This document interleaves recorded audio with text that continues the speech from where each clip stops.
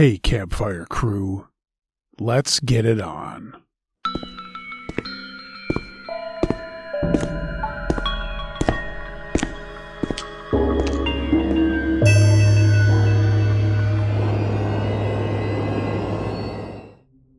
Man Hiding in Our House by Visual Truth.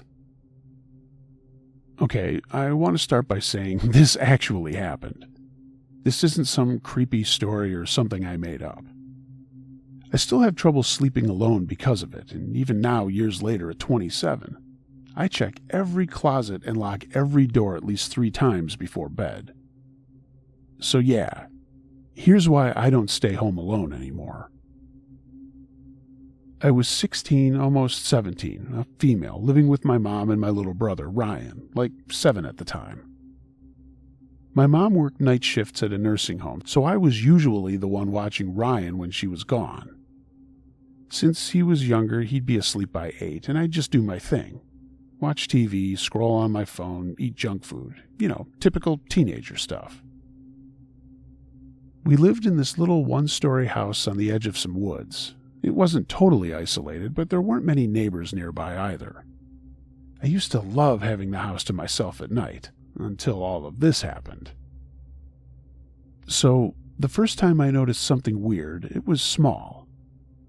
I was in bed around 11 p.m. scrolling through my phone when I heard this shuffling sound, like someone dragging their feet on the carpet.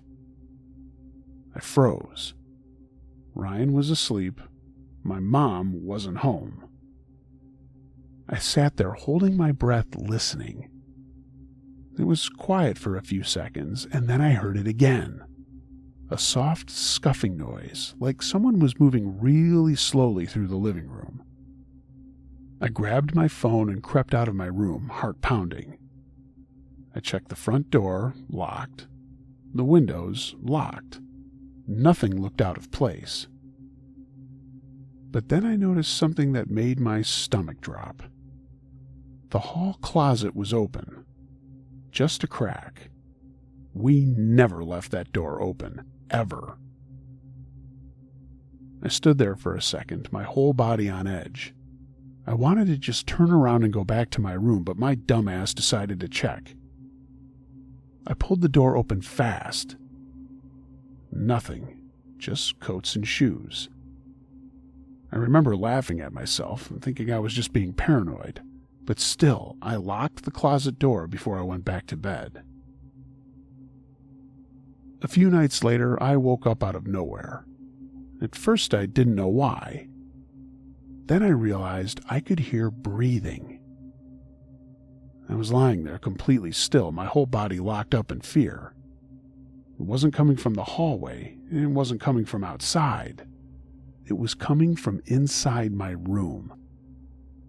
I grabbed my phone, my hands shaking, and I turned on the flashlight.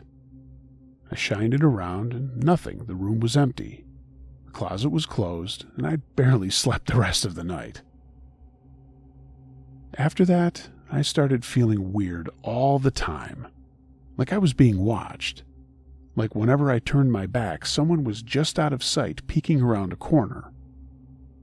I told my mom, but she just brushed it off. But then, about a week later, she woke me up after coming home early from work, and she looked off. She asked me why the back door was unlocked, and I assured her that I'd locked it. And she told me it was unlocked, and she just had to lock it. I knew without a doubt that I had locked it the night before, but I didn't argue. That night, I was on edge. I kept my bedroom door locked and my phone in my hand just in case. I woke up to more breathing and just that gut feeling that someone was watching me. My whole body went cold. I sat up, barely breathing, and listened. I noticed my closet door was open, which was also weird.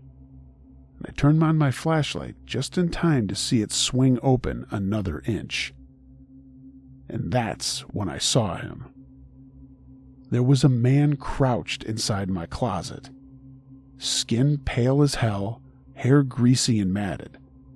He was too thin, like he hadn't eaten in weeks, and he was grinning at me. I don't even remember getting out of bed. One second I was staring at him, the next I was slamming my door shut and running to Ryan's room. Ryan woke up crying as I grabbed him and ran out of the house, my phone already dialing 911. The cops got there fast, and they found the guy still in my closet. Turns out, he had been living in our crawl space for weeks. He had gotten in through a loose vent in the basement and had been sneaking into the house at night, watching us sleep and taking food when we weren't looking. But the worst part? When they pulled him out, they found something tucked behind my coat. A knife. The police said he was probably waiting for the right moment, and I try not to think about what would have happened if I hadn't woken up that night.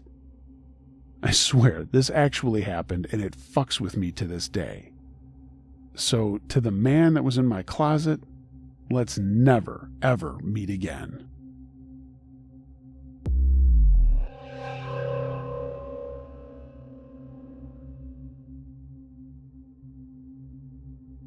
My Grandfather's Encounter by Yeet Boy. Early in January of this year, I accompanied my grandfather down to eastern Tennessee to the small rural town that he grew up in. After Hurricane Helene, my grandfather wanted to see how his childhood home, which is about a 20-minute drive east of the town, had fared during the devastating weather. While on the trip, however, my grandfather shared with me a lot of stories about his childhood growing up in Appalachia, and a lot of other things. I learned a lot about him that I had simply never known. One story in particular, however, was genuinely scary, and I had trouble sleeping the night after hearing it. I still occasionally have weird nightmares about it. I'm recounting that story now. In February of 1954, a few weeks before my grandfather turned 12, his family's little farm had been experiencing some attacks on their animals, mainly the chickens. In the weeks prior, they had lost 7 or 8 chickens from their flock of 30 or so. They had a small property, just an acre or two, in the foothills of the Appalachian Mountains, specifically near a place called Hall Mountain. One night, during a fairly heavy snowstorm, my grandfather's family was awoken to the sounds of chickens screaming and flocking around in their coop, some 70 or so yards away from the house.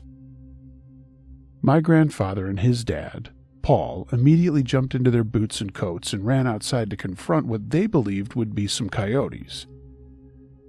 As they ran outside the back door, my great-grandfather with his rifle and my grandfather with a pellet gun both stopped dead in their tracks as they saw what my grandfather described as the nastiest, most foul-looking human-type creature anyone could possibly imagine. A light on the barn illuminated the creature, and my grandfather said that it was almost bare naked, save for what looked to be a bear pelt draped around its shoulders, and it had a dead chicken in its mouth. Paul snapped out of his shock and fired a few rounds at the creature. He nicked it once in the upper thigh as it ran across the field, initially on 2 legs, before dropping down to all 4s and disappearing into the woods. My grandfather and his father stood there in shock. They made sure the rest of the chickens and the other animals were all right before my grandfather was told to go back inside, check on his mom and sister, and go back to bed. Apparently, Paul stayed outside for a few hours, pacing back and forth on the porch, waiting for the creature to come back. My grandfather said he hardly slept the rest of that night, and when he got up the next morning, he saw his father in the living room on their phone. As he was eating breakfast, his father came into the dining room, whispered something to his wife, and then sat at the table. When my grandfather finished eating breakfast, his mother left the room and his father cleared his throat and started talking. "I was just on the phone with your uncle. He'll be here this afternoon with your cousin. We're going to follow the blood trail that was left behind by whatever creature we saw last night. It went down into the holler on the mountain." My grandfather said he just shook his head quietly and didn't speak the rest of the morning. By 12:30, my grandfather, his father, His Uncle Peter and his cousin Samuel were all walking northwest into the woods following the bloody trail left behind the previous night. My grandfather said it felt like an hour or so must have passed before anyone spoke, and his Uncle Peter, who was much more of a hunter than Paul, stopped everyone and pointed at something slightly up the trail. The tracks led up to a spot in the snow that was just soaked in blood. My grandfather said it looked like something had just keeled over and died, and what really shocked them as they approached it, however, was how it appeared like whatever had laid there had been dragged deeper into the woods. They began following the new trail that had been dragged through the snow and began noticing multiple sets of tracks which were made by bare human feet alongside the dragged trail. It was at that moment when my grandfather noticed his father switching the safety on his rifle to off. They all trekked alongside the trail a little farther until they reached a small frozen stream. On the other side of it, tucked under a massive cliff overhang, was a cave entrance. My grandfather said it was about 20 feet across and maybe 6.5 feet tall at its tallest. The bloody drag marks and the multiple tracks led right across the stream and into that cave. Paul and Peter told the boys to wait behind a rock, and if they didn't shout back that they were okay in 5 minutes, to run home and call the police. Then they walked over the river and stood at the cave entrance before shining a light into it, and then slowly walking in. My grandfather said that about 4 minutes passed before they heard his uncle's voice, but that it seemed like an eternity before that. They saw his Uncle Peter come out, and his father shortly followed. My grandfather said that they were both pale as ghosts, and that they hardly spoke on the long hike back home. My grandfather and Samuel begged Paul and Peter to tell them what they saw, but the two men wouldn't budge, and they said they would all talk about it later. Everyone returned to my grandfather's house at around 3 that afternoon, and my grandfather's Uncle Peter and Samuel immediately got in their truck and left without saying a word. My grandfather and his father walked in through the back door into the kitchen where his mother was waiting anxiously. Paul hugged her and whispered something to her. Then she nodded and went into a separate room. Paul sat down at a desk in the kitchen and motioned for my grandfather to bring a chair over and sit.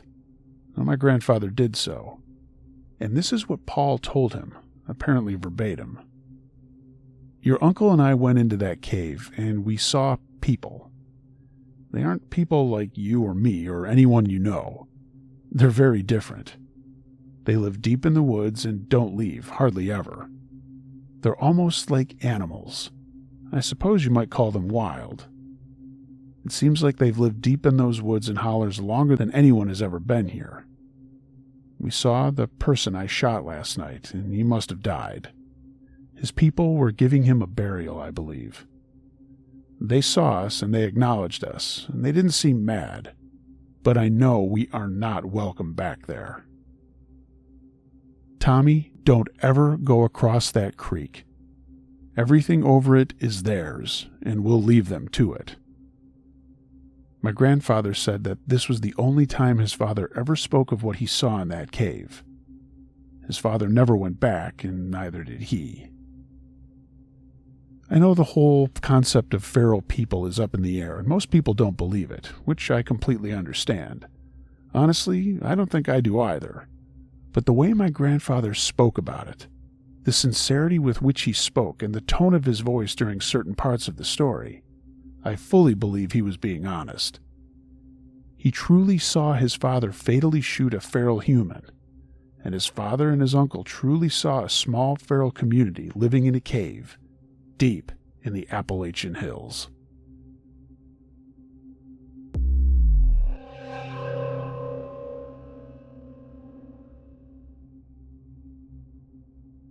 Two Men on a Bridge by Alternative Phil. It was a dark winter evening in December. I was freshly 18 and in a relationship that lacked communication skills, not from my end anyways. In our relationship, my boyfriend and I began to argue around that point, and that night was no different. After many tears shed, I decided to go for a walk. I live on the back roads of a small village. The roads by my house are not lit and have no paths to walk on, only the small patches of grass on the side of a fairly busy road. It was around 6 p.m. and pitch black, but I decided to go on the walk anyway, a very stupid idea for an 18-year-old girl. Once I reached the motorway highway bridge, I took a break at the top, looking at the cars going by and wondering where everyone was headed. There was a homeless shelter near the bridge, but I'd never faced any issues there or had any strange encounters other than the odd stumbling drunk guy who paid me no mind.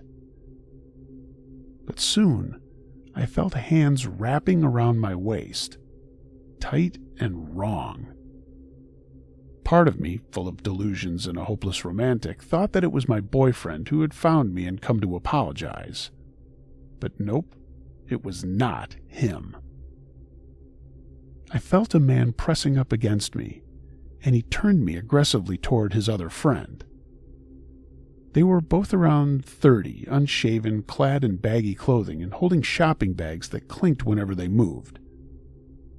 The man with his arms around me didn't speak English, but his friend did. Both were speaking Polish, laughing and smelling of cigarettes. I'd never been in a sort of situation like that, and it was not the right time to find out that my stress response was freeze. I felt paralyzed, unable to move, quite literally, and unable to speak. Even in the dark, though, they complimented my hair and my eyes. They asked me my name, where I lived, and what I was doing out. They kept talking to me, asking me any question that came to their mind, and I felt it was best to answer, to not show any fear, though the man behind me felt me shaking. They asked me if I wanted to go back with them, and I was assuming to the shelter. I told them that I was only 16, which felt right in the moment, but I doubted they would have cared about my age. I felt the man tightening his hold on me, and I could feel his excitement. I wanted to scream, cry, or yell, but it was just us on the bridge. Hardly anyone was crossing it.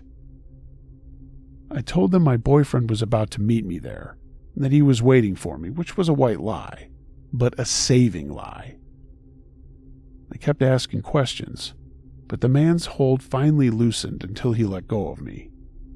I ran as fast as I could over to the other side of the bridge, the opposite way that they were going.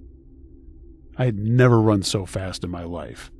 And then I sat on a bench in the village, screaming and crying. A few people walked past me, but nobody even cared to ask if I was okay. Then I called my boyfriend, and he met me and walked me halfway home. I will never walk alone in the dark again, and to this day, I haven't crossed that bridge again, no matter how bright it is outside. To the two men on that bridge that night, let's not meet. Not ever.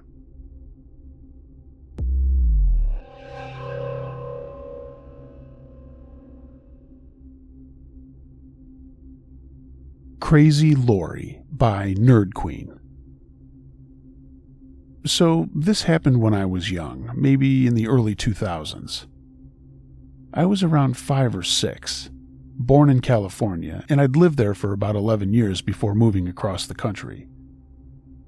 My mom and dad were separated, so I used to visit my dad every weekend. We lived in a small apartment about a 10-minute walk from a small convenience store/gas station, and literally across the street from a Barnes & Noble that my mom worked at. My dad was lonely, but also a bit insufferable, which I realized later. So occasionally there'd be a new woman over. He'd introduce us to each other, and I'd go back to watching cartoons. One day, he brought home another woman, again introducing her. She said her name was Lori. I never had a second thought about her. She didn't look familiar, and the name wasn't familiar either. I just continued to watch cartoons. My dad said he needed to grab cigarettes or something from the convenience store around the corner, and that he would be right back. Not wanting to leave me alone, he asked Lori to watch me for a minute. As soon as he left and was out of sight, I think Lori said we should go walk to the bookstore or just go for a walk. Again, I can't remember exactly. I just remember holding her hand and walking across the street to Barnes & Noble. We went inside and I looked at the people at the checkout to see if my mom was there. She wasn't, and I just shrugged it off. We got to about halfway through the store when I heard a familiar voice calling my name. It was my mom's friend and coworker, Lucy. We would often go to her house and I would play video games with her 2 sons, and I was immediately excited to see her and just yelled her name. She said, "Hey, come here for a minute," and I ran up and gave her a hug. At that point, she started walking me somewhere else. I think she'd asked if I wanted a lollipop or something and walked me to the employees-only office in the back. I hadn't even realized that Lori had left quickly. Lucy had said something into the radio and told me to wait in the office, and at that point I realized she had called security. Apparently, I was basically being kidnapped and just had no idea.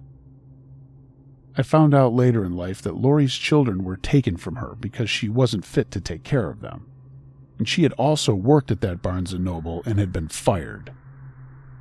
So my mom and Lucy knew all about how crazy she was. Lucy had called up my mom and told her what happened, and she immediately came to pick me up and drove back to my dad's apartment to chew him out.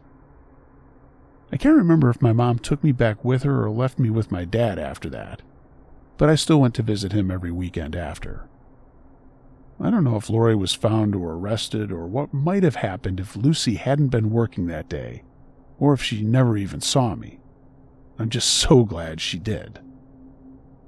So to crazy Lori who somehow enticed my dad and tried to kidnap me, I doubt we'll ever run into each other again. But even so, let's never meet.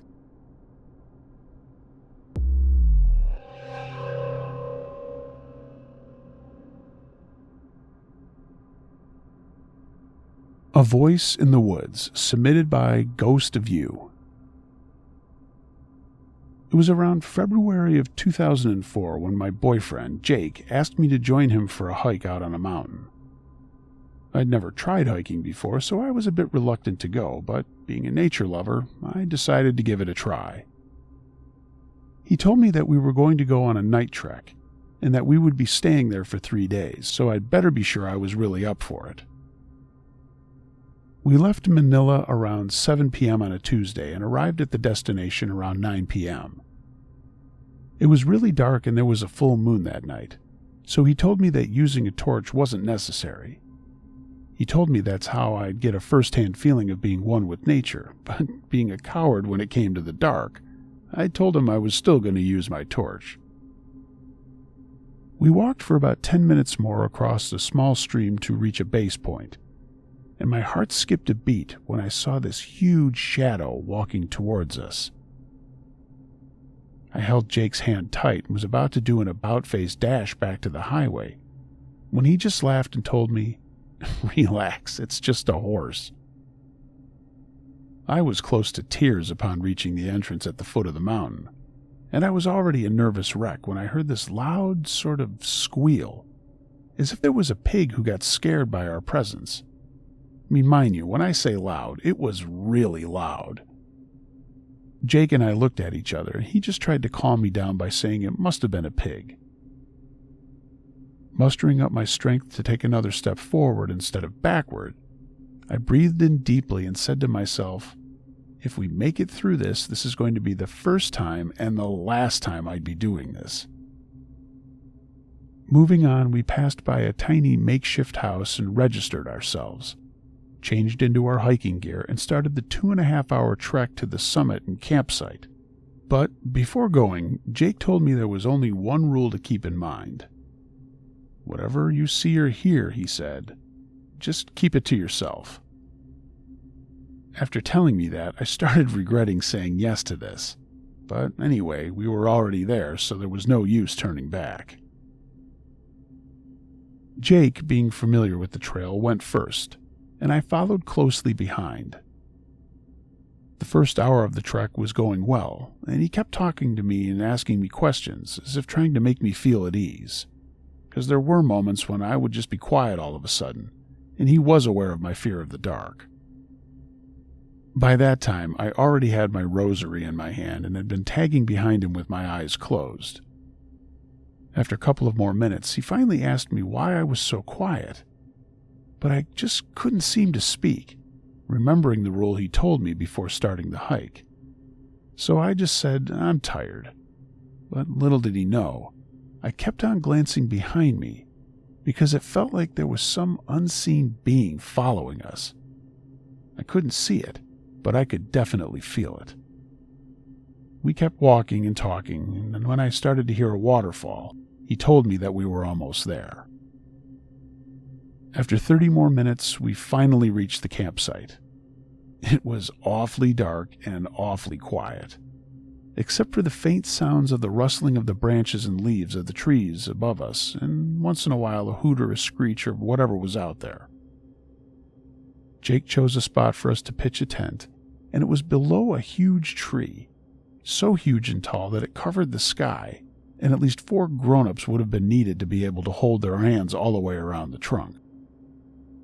What puzzled me is the fact that when we were approaching the tree, a strong gust of wind seemed to blow around us. I decided to ignore that and just thought that we were in the woods after all. This is what was supposed to happen. While Jake was busy taking out all our supplies and tent, I sat at this large stone, and then I noticed a tiny kitten. I still remember it was gray with white stripes, and I wondered how it got there.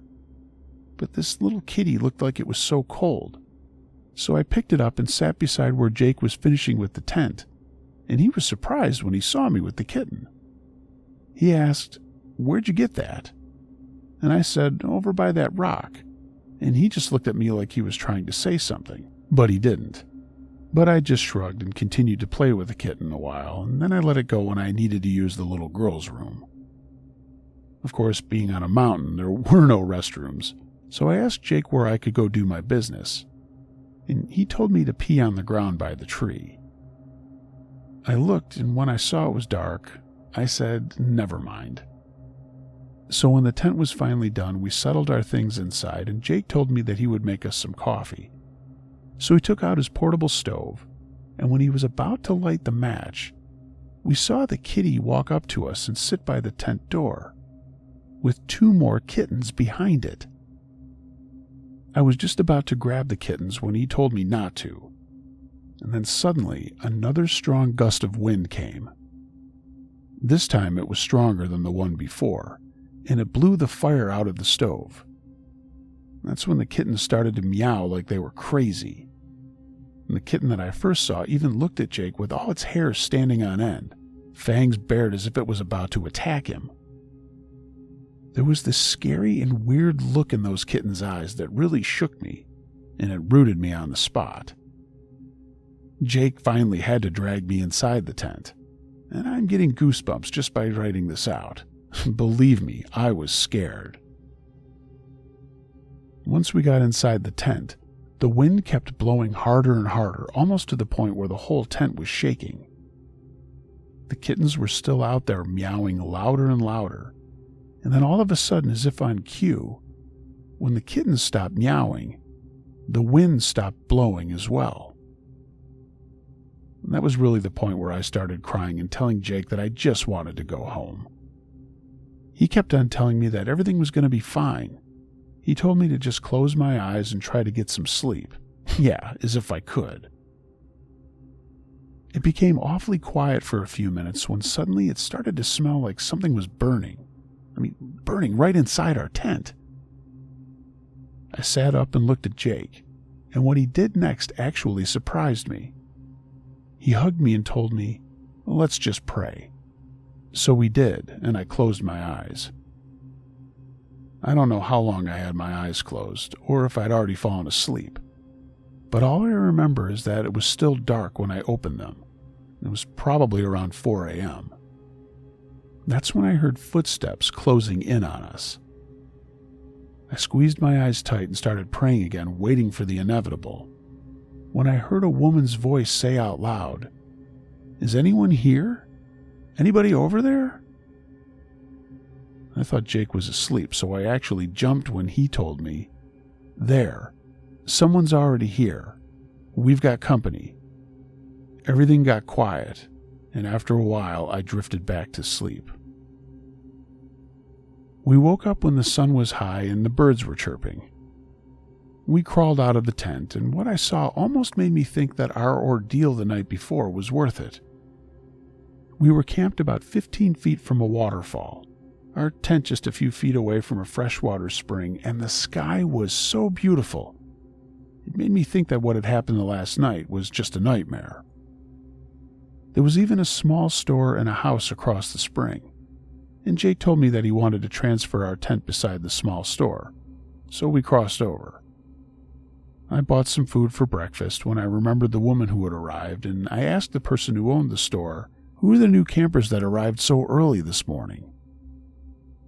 The lady looked at me as if I was crazy, and her actual reply gave me shivers.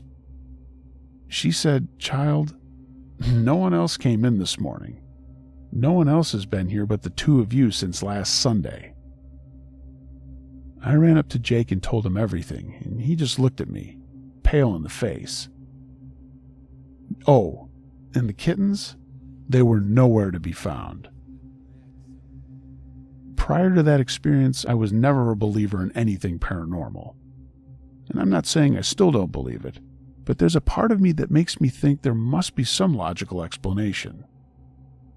That experience still gives me the creeps whenever I think about it, but then I think maybe it was because of my fatigue and panic that we heard that woman's voice. Maybe it was just the wind playing with our imagination. And about the part when we smelled something burning inside our tent, only one thing came to our mind when we went back to Manila 3 days later. Yeah, we stayed out there in spite of everything that had happened. Jake and I knew that the smell inside our tent that night only came from one thing. There's a kind of entity that we call a capre, a huge man that's covered in hair, who usually only wears a loincloth and smokes tobacco and sits in the trees. We both don't want to agree on that, and we both don't want to admit it. But another logical explanation is someone from the house must have burned some firewood. The wind may have vented over to our small tent.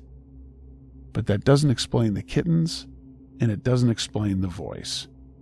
I have no idea what we experienced out there, but I know I will never forget it.